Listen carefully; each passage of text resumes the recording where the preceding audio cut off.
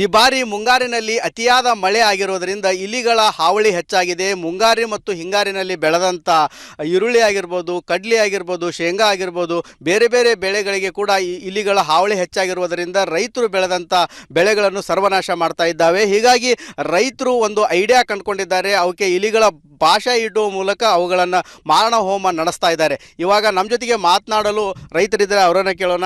ಸರಿ, ಯಾಕೆ ಇಲಿಗಳ ಸಂಖ್ಯೆ ಹೆಚ್ಚಾಯಿತು, ಏನು ಮಾಡ್ತಾ ಇದ್ದೀರಿ ಈಗ ಅಂತ? ಅತಿ ಮಳೆಗಾಲ ಹೆಚ್ಚಿಗಾಗಿಂದ ಈಗ ಇಲಿಗಳ ಸಂಖ್ಯೆ ಜಾಸ್ತಿ ಆಗ್ತದೆ.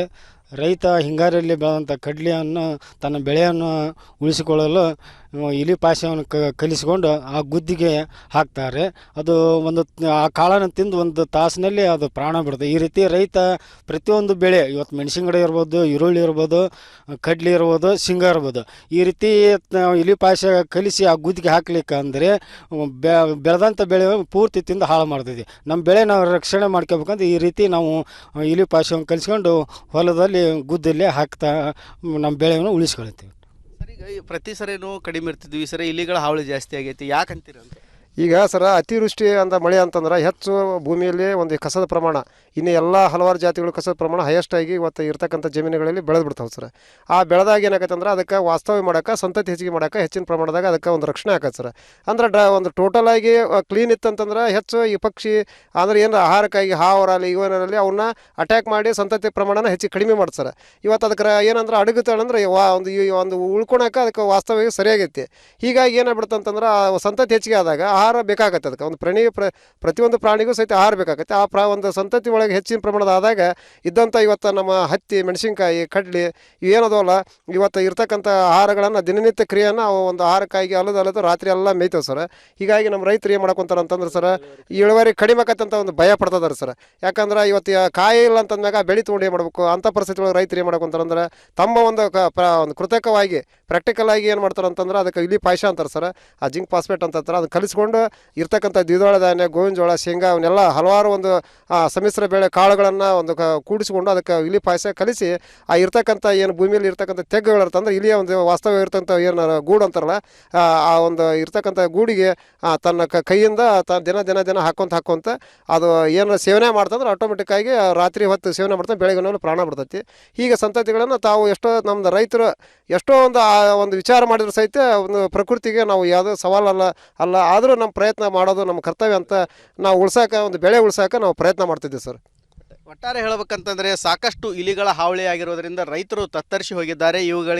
ಇವಾಗ ಇಲಿಗಳಿಗೆ ಇಲಿ ಪಾಶ ಇಡುವ ಮೂಲಕ ಅವುಗಳ ನಿಯಂತ್ರಣಕ್ಕೆ ಇಲ್ಲಿ ಅನ್ನದಾತರು ಮುಂದಾಗಿದ್ದಾರೆ ಅಂತಲೇ ಹೇಳ್ಬೋದು. ಕ್ಯಾಮ್ರಾಮ್ಯಾನ್ ಮಂಜುನಾಥ್ ಜೊತೆ ಮಂಜುಪತ್ತ, ರಿಪಬ್ಲಿಕ್ ಕನ್ನಡ, ಗದಗ್. ಈ ಬಾರಿ ಮುಂಗಾರಿನಲ್ಲಿ ಅತಿಯಾದ ಮಳೆ ಆಗಿರೋದರಿಂದ ಇಲಿಗಳ ಹಾವಳಿ ಹೆಚ್ಚಾಗಿದೆ. ಮುಂಗಾರಿ ಮತ್ತು ಹಿಂಗಾರಿನಲ್ಲಿ ಬೆಳೆದಂಥ ಈರುಳ್ಳಿ ಆಗಿರ್ಬೋದು, ಕಡ್ಲಿ ಆಗಿರ್ಬೋದು, ಶೇಂಗಾ ಆಗಿರ್ಬೋದು, ಬೇರೆ ಬೇರೆ ಬೆಳೆಗಳಿಗೆ ಕೂಡ ಈ ಇಲಿಗಳ ಹಾವಳಿ ಹೆಚ್ಚಾಗಿರುವುದರಿಂದ ರೈತರು ಬೆಳೆದಂಥ ಬೆಳೆಗಳನ್ನು ಸರ್ವನಾಶ ಮಾಡ್ತಾ ಇದ್ದಾವೆ. ಹೀಗಾಗಿ ರೈತರು ಒಂದು ಐಡಿಯಾ ಕಂಡುಕೊಂಡಿದ್ದಾರೆ. ಅವಕ್ಕೆ ಇಲಿಗಳ ಭಾಷೆ ಇಡುವ ಮೂಲಕ ಅವುಗಳನ್ನು ಮಾರಣ ಹೋಮ ನಡೆಸ್ತಾ ಇದ್ದಾರೆ. ಇವಾಗ ನಮ್ಮ ಜೊತೆಗೆ ಮಾತನಾಡಲು ರೈತರಿದ್ದಾರೆ, ಅವರನ್ನು ಕೇಳೋಣ.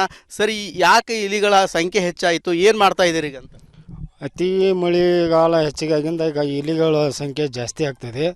ರೈತ ಹಿಂಗಾರಿಯಲ್ಲಿ ಬೆಳೆದಂಥ ಕಡ್ಲೆಯನ್ನು ತನ್ನ ಬೆಳೆಯನ್ನು ಉಳಿಸಿಕೊಳ್ಳಲು ಇಲಿ ಪಾಶವನ್ನು ಕಲಿಸಿಕೊಂಡು ಆ ಗುದ್ದಿಗೆ ಹಾಕ್ತಾರೆ.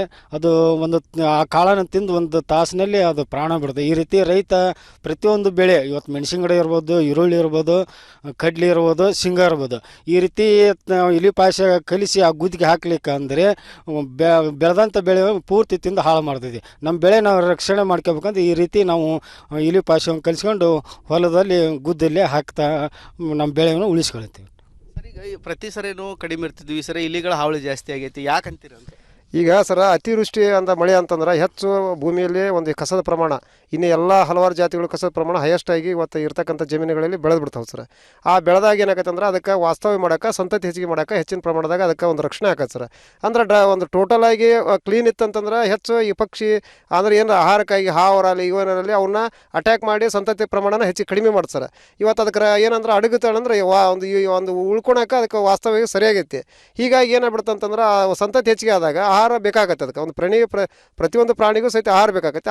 ಒಂದು ಸಂತತಿ ಒಳಗೆ ಹೆಚ್ಚಿನ ಪ್ರಮಾಣದ ಆದಾಗ ಇದ್ದಂಥ ಇವತ್ತು ನಮ್ಮ ಹತ್ತಿ, ಮೆಣಸಿನ್ಕಾಯಿ, ಕಡ್ಲಿ ಇವೇನದವಲ್ಲ ಇವತ್ತು ಇರ್ತಕ್ಕಂಥ ಆಹಾರಗಳನ್ನು ದಿನನಿತ್ಯ ಕ್ರಿಯೆಯನ್ನು ಅವು ಒಂದು ಆಹಾರಕ್ಕಾಗಿ ಅಲ್ಲದು ರಾತ್ರಿ ಎಲ್ಲ ಮೇಯ್ತವೆ ಸರ್. ಹೀಗಾಗಿ ನಮ್ಮ ರೈತರು ಏನು ಮಾಡ್ಕೊಂತಾರೆ ಅಂತಂದ್ರೆ ಸರ್, ಇಳುವರಿ ಕಡಿಮೆ ಆಕತ್ತಂತ ಒಂದು ಭಯ ಪಡ್ತದಾರೆ ಸರ್. ಯಾಕಂದ್ರೆ ಇವತ್ತು ಕಾಯಿ ಇಲ್ಲ ಅಂತಂದಾಗ ಬೆಳೆ ತೊಗೊಂಡು ಏನು ಮಾಡಬೇಕು ಅಂಥ ಪರಿಸ್ಥಿತಿ ಒಳಗೆ ರೈತರು ಏನು ಮಾಡ್ಕೊಂತಾರೆ ಅಂದ್ರೆ ತಮ್ಮ ಒಂದು ಒಂದು ಕೃತಕವಾಗಿ ಪ್ರಾಕ್ಟಿಕಲ್ ಆಗಿ ಏನು ಮಾಡ್ತಾರೆ ಅಂತಂದ್ರೆ ಅದಕ್ಕೆ ಇಲಿ ಪಾಯಸ ಅಂತಾರೆ ಸರ್. ಆ ಜಿಂಕ್ ಫಾಸ್ಫೇಟ್ ಅಂತ ಅದನ್ನು ಕಲಿಸ್ಕೊಂಡು ಇರ್ತಕ್ಕಂಥ ದ್ವಿದಳ ಧಾನ್ಯ, ಗೋವಿನ ಜೋಳ, ಶೇಂಗಾ ಅವನ್ನೆಲ್ಲ ಹಲವಾರು ಒಂದು ಸಮ್ಮಿಶ್ರ ಬೆಳೆ ಕಾಳುಗಳನ್ನು ಒಂದು ಕೂಡಿಸ್ಕೊಂಡು ಅದಕ್ಕೆ ಇಲಿ ಪಾಯಸ ಕಲಿಸಿ ಆ ಇರ್ತಕ್ಕಂಥ ಏನು ಭೂಮಿಯಲ್ಲಿ ಇರ್ತಕ್ಕಂಥ ತೆಗ್ಗುಗಳಿರ್ತಂದ್ರೆ ಇಲಿಯ ಒಂದು ವಾಸ್ತವ ಇರ್ತಕ್ಕಂಥ ಏನು ಗೂಡು ಅಂತಾರಲ್ಲ ಆ ಒಂದು ಇರ್ತಕ್ಕಂಥ ಗೂಡಿಗೆ ತನ್ನ ಕೈಯಿಂದ ದಿನ ಹಾಕೊಂತ ಅದು ಏನು ಸೇವನೆ ಮಾಡ್ತಂದ್ರೆ ಆಟೋಮೆಟಿಕ್ಕಾಗಿ ರಾತ್ರಿ ಹೊತ್ತು ಸೇವನೆ ಮಾಡ್ತಾರೆ, ಬೆಳಗ್ಗೆ ಪ್ರಾಣ ಬಿಡ್ತೈತಿ. ಹೀಗೆ ಸಂತತಿಗಳನ್ನು ತಾವು ಎಷ್ಟೋ ನಮ್ಮದು ರೈತರು ಎಷ್ಟೋ ಒಂದು ವಿಚಾರ ಮಾಡಿದ್ರು ಸಹಿತ ಒಂದು ಪ್ರಕೃತಿಗೆ ನಾವು ಯಾವುದೋ ಸವಾಲಲ್ಲ ಆದರೂ ನಮ್ಮ ಪ್ರಯತ್ನ ಮಾಡೋದು ನಮ್ಮ ಕರ್ತವ್ಯ ಅಂತ ನಾವು ಒಂದು ಬೆಳೆ ಉಳ್ಸಾಕ ನಾವು ಪ್ರಯತ್ನ ಮಾಡ್ತಿದ್ದೀವಿ ಸರ್. ಒಟ್ಟಾರೆ ಹೇಳಬೇಕಂತಂದರೆ ಸಾಕಷ್ಟು ಇಲಿಗಳ ಹಾವಳಿ ಆಗಿರೋದರಿಂದ ರೈತರು ತತ್ತರಿಸಿ ಹೋಗಿದ್ದಾರೆ. ಇವಾಗ ಇಲಿಗಳಿಗೆ ಇಲಿ ಪಾಶ ಇಡುವ ಮೂಲಕ ಅವುಗಳ ನಿಯಂತ್ರಣಕ್ಕೆ ಇಲ್ಲಿ ಅನ್ನದಾತರು ಮುಂದಾಗಿದ್ದಾರೆ ಅಂತಲೇ ಹೇಳ್ಬೋದು. ಕ್ಯಾಮ್ರಾಮ್ಯಾನ್ ಮಂಜುನಾಥ್ ಜೊತೆ ಮಂಜು ಪತ್ತಾರ್, ರಿಪಬ್ಲಿಕ್ ಕನ್ನಡ, ಗದಗ್. ಈ ಬಾರಿ ಮುಂಗಾರಿನಲ್ಲಿ ಅತಿಯಾದ ಮಳೆ ಆಗಿರೋದರಿಂದ ಇಲಿಗಳ ಹಾವಳಿ ಹೆಚ್ಚಾಗಿದೆ. ಮುಂಗಾರಿ ಮತ್ತು ಹಿಂಗಾರಿನಲ್ಲಿ ಬೆಳೆದಂಥ ಈರುಳ್ಳಿ ಆಗಿರ್ಬೋದು, ಕಡ್ಲಿ ಆಗಿರ್ಬೋದು, ಶೇಂಗಾ ಆಗಿರ್ಬೋದು, ಬೇರೆ ಬೇರೆ ಬೆಳೆಗಳಿಗೆ ಕೂಡ ಈ ಇಲಿಗಳ ಹಾವಳಿ ಹೆಚ್ಚಾಗಿರುವುದರಿಂದ ರೈತರು ಬೆಳೆದಂಥ ಬೆಳೆಗಳನ್ನು ಸರ್ವನಾಶ ಮಾಡ್ತಾ ಇದ್ದಾವೆ. ಹೀಗಾಗಿ ರೈತರು ಒಂದು ಐಡಿಯಾ ಕಂಡುಕೊಂಡಿದ್ದಾರೆ. ಅವಕ್ಕೆ ಇಲಿಗಳ ಪಾಶ ಇಡುವ ಮೂಲಕ ಅವುಗಳನ್ನು ಮಾರಣ ಹೋಮ ನಡೆಸ್ತಾ ಇದ್ದಾರೆ. ಇವಾಗ ನಮ್ಮ ಜೊತೆಗೆ ಮಾತನಾಡಲು ರೈತರಿದ್ದಾರೆ, ಅವರನ್ನು ಕೇಳೋಣ. ಸರಿ, ಯಾಕೆ ಇಲಿಗಳ ಸಂಖ್ಯೆ ಹೆಚ್ಚಾಯಿತು, ಏನು ಮಾಡ್ತಾ ಇದ್ದೀರಿ ಈಗ ಅಂತ? ಅತಿ ಮಳೆಗಾಲ ಹೆಚ್ಚಿಗಾಗಿಂದ ಈಗ ಇಲಿಗಳ ಸಂಖ್ಯೆ ಜಾಸ್ತಿ ಆಗ್ತದೆ. ರೈತ ಹಿಂಗಾರಲ್ಲಿ ಬೆಳೆದಂಥ ಕಡ್ಲಿಯನ್ನು ತನ್ನ ಬೆಳೆಯನ್ನು ಉಳಿಸಿಕೊಳ್ಳಲು ಇಲಿ ಪಾಶವನ್ನು ಕಲಿಸಿಕೊಂಡು ಆ ಗುದ್ದಿಗೆ ಹಾಕ್ತಾರೆ. ಅದು ಆ ಕಾಳನ್ನು ತಿಂದು ಒಂದು ತಾಸಿನಲ್ಲಿ ಅದು ಪ್ರಾಣ ಬಿಡುತ್ತೆ. ಈ ರೀತಿ ರೈತ ಪ್ರತಿಯೊಂದು ಬೆಳೆ, ಇವತ್ತು ಮೆಣಸಿನ ಗಿಡ ಇರ್ಬೋದು, ಈರುಳ್ಳಿ ಇರ್ಬೋದು, ಕಡ್ಲಿ ಇರ್ಬೋದು, ಶೇಂಗಾ ಇರ್ಬೋದು, ಈ ರೀತಿ ಇಲಿ ಪಾಶ ಕಲಿಸಿ ಆ ಗುದ್ದಿಗೆ ಹಾಕ್ಲಿಕ್ಕೆ ಅಂದರೆ ಬೆಳೆದಂಥ ಬೆಳೆ ಪೂರ್ತಿ ತಿಂದು ಹಾಳು ಮಾಡ್ತಿದ್ವಿ. ನಮ್ಮ ಬೆಳೆ ನಾವು ರಕ್ಷಣೆ ಮಾಡ್ಕೋಬೇಕಂದ್ರೆ ಈ ರೀತಿ ನಾವು ಇಲಿ ಪಾಶವನ್ನು ಕಲಿಸ್ಕೊಂಡು ಹೊಲದಲ್ಲಿ ಗುದ್ದಲ್ಲೇ ಹಾಕ್ತಾ ನಮ್ಮ ಬೆಳೆಯನ್ನು ಉಳಿಸ್ಕೊಳ್ತೀವಿ. ಸರಿ, ಪ್ರತಿ ಸರಿನೂ ಕಡಿಮೆ ಇರ್ತಿದ್ವಿ, ಸರಿ ಇಲಿಗಳ ಹಾವಳಿ ಜಾಸ್ತಿ ಆಗೈತಿ, ಯಾಕಂತೀರ ಅಂತ? ಈಗ ಸರ ಅತಿವೃಷ್ಟಿ ಅಂತ ಮಳೆ ಅಂತಂದ್ರೆ ಹೆಚ್ಚು ಭೂಮಿಯಲ್ಲಿ ಒಂದು ಕಸದ ಪ್ರಮಾಣ, ಇನ್ನು ಎಲ್ಲ ಹಲವಾರು ಜಾತಿಗಳು ಕಸದ ಪ್ರಮಾಣ ಹೈಯೆಸ್ಟ್ ಆಗಿ ಇವತ್ತು ಇರ್ತಕ್ಕಂಥ ಜಮೀನುಗಳಲ್ಲಿ ಬೆಳೆದು ಬಿಡ್ತಾವೆ ಸರ್. ಆ ಬೆಳೆದಾಗ ಏನಾಗತ್ತೆ ಅಂದ್ರೆ ಅದಕ್ಕೆ ವಾಸ್ತವ್ಯ ಮಾಡೋಕೆ, ಸಂತತಿ ಹೆಚ್ಚಿಗೆ ಮಾಡೋಕೆ ಹೆಚ್ಚಿನ ಪ್ರಮಾಣದಾಗ ಅದಕ್ಕೆ ಒಂದು ರಕ್ಷಣೆ ಆಗತ್ತೆ ಸರ್. ಅಂದ್ರೆ ಒಂದು ಟೋಟಲ್ ಆಗಿ ಕ್ಲೀನ್ ಇತ್ತಂತಂದ್ರೆ ಹೆಚ್ಚು ಈ ಪಕ್ಷಿ ಅಂದ್ರೆ ಏನು ಆಹಾರಕ್ಕಾಗಿ ಹಾವರಲ್ಲಿ ಇವರಲ್ಲಿ ಅವನ್ನ ಅಟ್ಯಾಕ್ ಮಾಡಿ ಸಂತತಿ ಪ್ರಮಾಣನ ಹೆಚ್ಚಿಗೆ ಕಡಿಮೆ ಮಾಡ್ತಾರೆ. ಇವತ್ತು ಅದಕ್ಕೆ ಏನಂದ್ರೆ ಅಡಗುತ್ತಾಳಂದ್ರೆ ಒಂದು ಉಳ್ಕೊಳಕ್ಕೆ ಅದಕ್ಕೆ ವಾಸ್ತವ್ಯ ಸರಿಯಾಗೈತಿ. ಹೀಗಾಗಿ ಏನಾಗ್ಬಿಡುತ್ತೆ ಅಂತಂದ್ರೆ ಸಂತತಿ ಹೆಚ್ಚಿಗೆ ಆದಾಗ ಆಹಾರ ಬೇಕಾಗತ್ತೆ. ಅದಕ್ಕೆ ಒಂದು ಪ್ರತಿಯೊಂದು ಪ್ರಾಣಿಗೂ ಸಹಿತ ಆಹಾರ ಬೇಕಾಗತ್ತೆ. ಒಂದು ಸಂತತಿ ಒಳಗೆ ಹೆಚ್ಚಿನ ಪ್ರಮಾಣದ ಆದಾಗ ಇದ್ದಂಥ ಇವತ್ತು ನಮ್ಮ ಹತ್ತಿ, ಮೆಣಸಿನ್ಕಾಯಿ, ಕಡ್ಲಿ ಇವೇನದವಲ್ಲ ಇವತ್ತು ಇರ್ತಕ್ಕಂಥ ಆಹಾರಗಳನ್ನು ದಿನನಿತ್ಯ ಕ್ರಿಯೆಯನ್ನು ಅವು ಒಂದು ಆಹಾರಕ್ಕಾಗಿ ಅಲ್ಲದು ರಾತ್ರಿ ಎಲ್ಲ ಮೇಯ್ತವೆ ಸರ್. ಹೀಗಾಗಿ ನಮ್ಮ ರೈತರು ಏನು ಮಾಡ್ಕೊಂತಾರೆ ಅಂತಂದ್ರೆ ಸರ್, ಇಳುವರಿ ಕಡಿಮೆ ಆಕತ್ತಂತ ಒಂದು ಭಯ ಪಡ್ತದಾರೆ ಸರ್. ಯಾಕಂದ್ರೆ ಇವತ್ತು ಕಾಯಿ ಇಲ್ಲ ಅಂತಂದಾಗ ಬೆಳೆ ತೊಗೊಂಡು ಏನು ಮಾಡಬೇಕು ಅಂಥ ಪರಿಸ್ಥಿತಿ ಒಳಗೆ ರೈತರು ಏನು ಮಾಡ್ಕೊಂತಾರೆ ಅಂದ್ರೆ ತಮ್ಮ ಒಂದು ಕೃತಕವಾಗಿ ಪ್ರಾಕ್ಟಿಕಲ್ ಆಗಿ ಏನು ಮಾಡ್ತಾರೆ ಅಂತಂದ್ರೆ ಅದಕ್ಕೆ ಇಲಿ ಪಾಯಸ ಅಂತಾರೆ ಸರ್.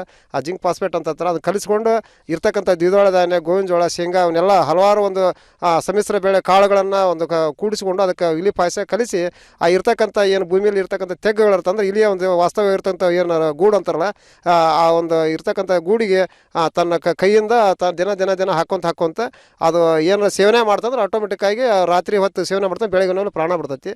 ಹೀಗೆ ಸಂತತಿಗಳನ್ನು ತಾವು ನಮ್ಮದು ರೈತರು ಎಷ್ಟೋ ಒಂದು ವಿಚಾರ ಮಾಡಿದ್ರು ಸಹಿತ ಒಂದು ಪ್ರಕೃತಿಗೆ ನಾವು ಯಾವುದೋ ಸವಾಲಲ್ಲ ಆದರೂ ನಮ್ಮ ಪ್ರಯತ್ನ ಮಾಡೋದು ನಮ್ಮ ಕರ್ತವ್ಯ ಅಂತ ನಾವು ಒಂದು ಬೆಳೆ ಉಳ್ಸಾಕ ನಾವು ಪ್ರಯತ್ನ ಮಾಡ್ತಿದ್ದೀವಿ ಸರ್.